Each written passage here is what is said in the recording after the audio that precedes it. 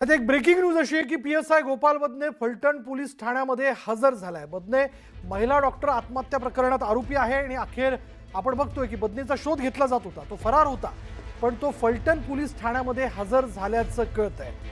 तो स्वतःहून तिथे हजर झालेला आहे। बदने हा महिला डॉक्टर आत्महत्या प्रकरणात आरोपी। आता क्षणाची मोठी बातमी आपण बघतोय, अखेर गोपाळ बदने हा फलटण पोलीस ठाण्यामध्ये हजर झालाय।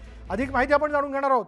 सचिन जाधव आमचे प्रतिनिधी साताऱ्याचे आपल्या बरोबर आहेत। सचिन, काय माहिती याबद्दल?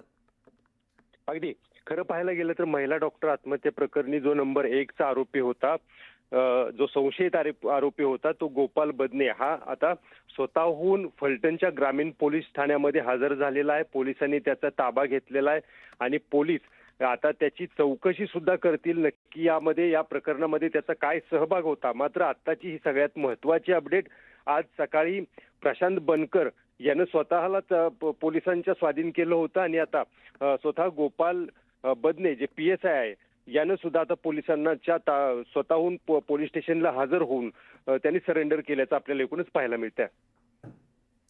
धन्यवाद सचिन, आतापर्यंतच्या सगळ्या माहितीबद्दल।